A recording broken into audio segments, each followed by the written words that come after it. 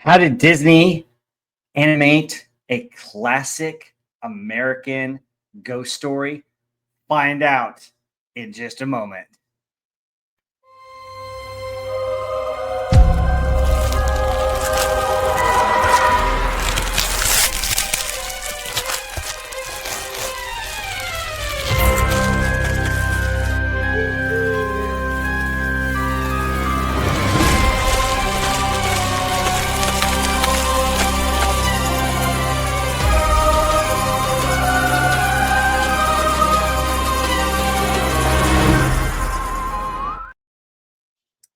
Hey, welcome back into Rob Wright's Gen X Pop Culture. And today we're diving into the fascinating story of how Disney created their iconic adaptation of The Legend of Sleepy Hollow, released in 1949 as part of The Adventures of Ichabod and Mr. Toad. This short film brings Washington Irving's classic tale to life, mixing thrills, chills, and Disney charm. So let's go behind the scenes and discover how this animated classic was made. Let me bring up the slides because I know you want to see pictures of this movie. I do too. I love this animated film. It's fantastic. But here we go. The Legend of Sleepy Hollow. Okay. So Disney had always loved to bring famous stories to the screen, and The Legend of Sleepy Hollow was a perfect fit. Production began in the mid 1940s with artists and writers working together to balance the spooky vibe of Irving's story with Disney's trademark lighthearted style. And you definitely see this throughout the cartoon. To make the world of Sleepy Hollow feel real, the creative team explored Irving's descriptions and even traveled to rural New York for inspiration. One of these inspirations was the actual church in the town, now known as Sleepy Hollow. Back then, it was known as a different name. But the cartoon that you're seeing in this picture right here represents the church that was actually standing in upstate New York. So, great shot right here. I love that shot. And I love all the shots in this animated film. I think it's one of the best animated films that Disney made, especially for Halloween. To make the world of Sleepy Hollow feel real, creative team explored Irving's descriptions. By the way, Irving is buried in that church. They wanted to capture the mysterious autumn mood, so background artists studied old illustrations to bring historical accuracy in every frame, which I think they did a good job of. And you see the picture of Ichabod right there, and then we're getting into some of the townspeople. Let's talk about the story. So, how did Disney adapt an original tale? It's one thing to have this classic tale, but it's another thing to bring it to life. And Disney did a good job of doing that. The film follows Ichabod Crane, the quirky, superstitious school teacher, as he faces off with Brom Bones, who's pictured right here, and falls for Katrina Van Tassel. And you see Brom. I thought this was one of the more amusing parts. He feeds the beer to the dogs and the horse, which is something you should probably not do. And then this is Brom Bones seeing Ichabod for the first time through the bottom of his ale mug. So kind of funny. The screenwriters kept Irving's humor and suspense, but added musical numbers and funny moments to make sure audience of all ages would be hooked. And yes, they were. One of the coolest choices Disney made was casting Bing Crosby as the narrator and voice of actor of several characters. His smooth voice and catchy songs guided viewers through Ichabod's wild Halloween adventure, making the story even more engaging. And right here is the Ichabod thing. And you can see he steals a pie. And then we get into Ichabod and, this scene right here real quick before we talk about the animated artistic style. So Ichabod was a socialite, and he led the choir, as you see in this. And I just love this scene. You get to hear Bing Crosby's boom, boom, boom, boom voice, and then Brom Bones plays a trick on him and gets the dog to howl, which is just awesome. And here we go with Fair Katrina. Let's talk about the animation styles. We're looking at Katrina. Disney's legendary 9 old men led the animation team. Yes, this is back in the heart of Disney when they were producing golden oldies and classic cartoons that we know and love. They crafted expressions, characters, and rich backgrounds. They exaggerated Ichabod's nervous quirks and Brom's loud antics, mixing comedy with suspense. And yes, they did. The backgrounds are absolutely gorgeous, vibrant fall colors, misty forest, and moonlit fields create a perfect atmosphere. Yes, they do. Um, and one of the key figures was especially tricky. That's the Headless Horseman. Animators used dramatic shadows and intense camera angles to make him both scary and unforgettable, especially during the epic chase scene, which you'll see later on. I love this, where Ichabod's falling for Katrina, and instead of eating the chicken, he puts it on his head and eats his hat, which is just hilarious. And yes, you can see in his dream sequence where he's thinking about how rich her father is, with gold in them fields and gold in that barn. So it shows Ichabod is not just a sweet little innocent guy. He does have his character quirks. He does love food, wants money. There's just more than just a heroic side to him. As you can see, there's her dad, and there's Ichabod with his illusions of grandeur. And then of course he's imagining all this, and he kisses the feather duster, which I thought was really funny. So the music is a part of the film's magic. Bing Crosby performed several songs, including Unforgettable, The Headless Horseman, which is a great song. We're going to see the pictures from that song in a minute. The playful lyrics and catchy rhythms build tension and let us know Ichabod is in for trouble. At the same time, haunting orchestral music ramps up the suspense and emotion. Yes, definitely. And we see running with Katrina and Brom. Brom gets the better of him here and takes Katrina home on the horse. And then while he is unpacking everything, Ichabod shows up and kind of escorts her back to their house. And Brom kind of fumbles with all of the packages, which I think is hilarious. So Ichabod helps him pick him up, and he drops him. I love this scene. He drops the sugar, which is hilarious. And then Ichabod, knowing Brom wants to get in, goes back to Katrina inside, and she gives him one of the flowers. And Brom thinks as he's kissing the flower that he's kissing her, and he goes nuts.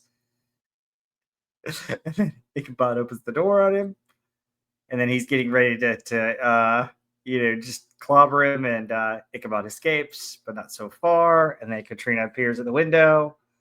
Both of them are cordial. Ichabod gets away. Brom tries to chase him. He ducks to pick up a horseshoe, which is good luck.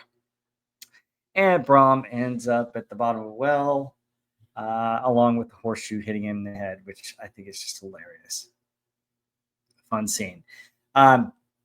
So legacy and influences on this. Since its release, Disney's Legend of Sleepy Hollow has become a Halloween tradition for families around the world. Yes, it's something I like to watch every year because I just think it's so much fun. It blends whimsy, suspense, and artistry, and has inspired countless creators and kept the Headless Horseman alive in pop culture. Most definitely. I mean, there are so many different versions out there in all kinds of different media. The Sleepy Hollow movie, I think, is an excellent movie as well. But this one, I think, set the stage, especially for me as a kid. I love watching this. Disney's creative storytelling, innovative animation, and memorable music continue to shape the world of animation, making this film a timeless classic, which I can't agree more. So Ichabod and his horse, the horse he borrowed, Gunpowder. And then we see him dancing with Katrina. Brom is frustrated because he's not as good a dancer. We see that Brom has turned the tables on Ichabod for a moment, but Ichabod gets the better of him. So let me tell you some fun facts as we go through these wonderful, wonderful animation pictures. So at the time the film was made, the village in which it is set was officially known as North Tarrytown. The community changed its name to Sleepy Hollow, which had traditionally designated only the area and not the village itself. Only in 1996, in their book Disney Animation: The Illusion of Life, Frank Thomas and Ollie Johnston said that Some of the studio's animators quit after this. They felt that Walt was too demanding and the animation too stressful during the last segment, which is wow. That's incredible that you'd have animators quit over this one. But it doesn't surprise me. And then we get in the song here. Some don't even wear their skin, which I thought was a good line. The Old Dutch Church of Sleepy Hollow makes its appearance only during the narrative introduction to the segment of the film, which, yeah, it does. And like I said, Washington Irving is actually buried in that church graveyard. So it's pretty cool. And Brom is telling the story of the Headless Horseman. Katrina's getting a kick out of it, and Ichabod's freaking out. Ichabod's borrowed horse is named Gunpowder, as we mentioned, in the original story as well.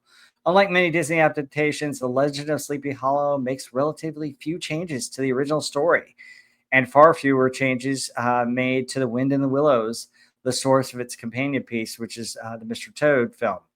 However, some that were made include the following, and here we go.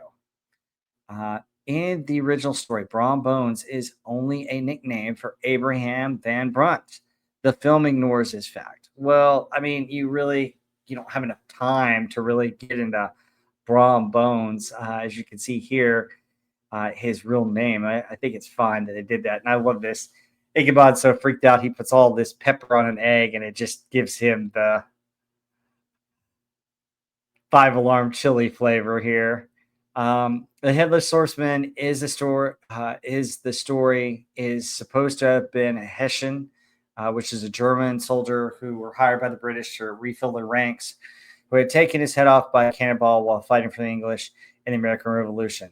The film leaves all this complicated backstory out. Well, yeah, it does. I don't know that you need it in such a short story. I mean, this is like 31 minutes long, so it's not meant to be a real long take on history or anything like that. And supposedly, there was a Hessian that had his head taken off, and supposedly there was a Hessian that was guarding some children to keep them out of the war and out of the fighting, and he was commended for his guarding of the children. And they think that one may have been the one that lost his head, and so that's where you get some of the story about the Hessian and the kids, and that plays into the Sleepy Hollow movie if you've seen it. So it's interesting how they base some of that on the movie and the legend. Here we got Ichabod traveling home after the party on Gunpowder, and that's a great shot of him on Gunpowder. Him freaking out at the tree. Yes, the willows moaning. This also was similar animation to the old mill, which actually makes an appearance in this animation. So, and then he's trying to get Gunpowder to go. Gunpowder's up against a grave, and he hears hoof steps, and he finds out that it's only these plants, and then they have a good laugh about it. The frolic in the original story is not stated to take place at Halloween, which was a holiday the Dutch settlers of Old New York probably would not have celebrated. Following on this, the film states that the horseman rides one night each year, i.e., on Halloween. In the original story, his activities are much less restricted. So in the original story, he rides every night. In the film, it's stated that the Headless Horseman's power ends when you cross that bridge, which is interesting because, wow, why can't a spooky ghost cross a bridge? Well, it was actually common superstition in Irving's time and long before that no supernatural being was able to cross over running water. Can you believe that? Interesting, huh? So fascinating stuff. And as we talk about him, here we go. Here is the Headless Horseman coming up. They get freaked out when they hear another echo of laughter, and voila, here is the Headless Horseman. Love this shot. Love the animation. So cool. Always thought this was one of the coolest things from my youth and when I was a kid. It was really cool. And here's the Headless Horseman. And I just love some of the scenes. Ichabod thinks he's getting away, and then only come to find that the Headless Horseman is a little bit ahead of him. Classic Disney comedy. Headless Horseman blocking the way, which is really cool. Real quick, back to Brom Bones.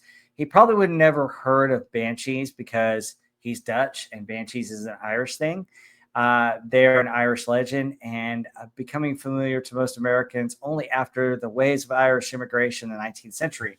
While the people of Sleepy Hollow were explicitly Dutch, Bing Crosby, however, was Irish, and thus he included it in the song. Though Brom sings that the horseman has a flaming top, and later in the film does in fact have a jack-o'-lantern for a head, in the original story, no flames or features are mentioned. The only thing found afterwards is a shattered pumpkin, which we'll see in a minute. No mention of any carving or source of light, such as a candle. Disney may, in fact, have been among the first to show the horseman's head as a jack-o'-lantern, which is cool, rather than a simple pumpkin. As late as 1934, in an animated series short depicted the horseman with an uncarved pumpkin head. In the movie, Ichabod is still on his horse when he dies, or at least quote, quote, dies. In the original story, he loses both his borrowed horse and saddle, motivating him to flee from Sleepy Hollow and avoid paying their loss to an ill-tempered owner and not to face the Headless Horseman again. So here's the Headless Horseman blocking the path. Love this scene because I think this scene right here tells you everything you need to know. There's always been rumors that Brom Bones was dressed up as a Headless Horseman in order to scare Ichabod Crane, but you know what? Disney put this scene in here on purpose, I think. My opinion is that it's an actual ghost, and I'm sticking with it, and I like that story too. And here he is taking swats at him. There's a funny scene where he gets turned around and, of course, ends up on the back of the Headless Horseman, and he looks back at Gunpowder, and they freak out, and then he gets back on Gunpowder, and he heads for the bridge, gets scared, and the horseman hurls the pumpkin. Boom, right there. So the Headless Horseman is the only Disney villain in the Disney animated canon to triumph to the end. Yes, he's the only one. Although, you know, if you start to include non-animated stuff, then you would definitely have to probably include the fact that Rey is a Palpatine, and that could be another complex thing for Star Wars. But that's another subject for another day. Foxy Loxy from the 1943 short Chicken Little also wanted the end of his cartoon, but Headless Horseman, I think, takes the cake here. The scene in which the horseman hurls his own severed head, shown as a fiery jack-o'-lantern, seemingly right at the audience, and it bursts into flames as it collides before everything fades to black. Represented the adventures of Ichabod and Mr. Toad in the finale segment of Wonderful Disney. So yeah, it was also in that too. So really cool stuff. And of course, at the very end, you have Brom Bones marrying Katrina. And you say that Ichabod may have left and married a rich widow and had kids. That's kind of cool. So happy ending for him, hopefully. It's kind of left as a mystery. And then, of course, the last parting shot of the Headless Horseman, which I think is just so cool. It's just fascinating. I just love this. But yeah, this is our outro of that. And hey, making Disney's The Legend of Sleepy Hollow proves just how magical classic Disney can be and classic literature when brought in the hands of talented artists and storytellers. Through research and artistry and unforgettable music, Disney turned Irving's spooky tale into a beloved animated masterpiece, which I think it does.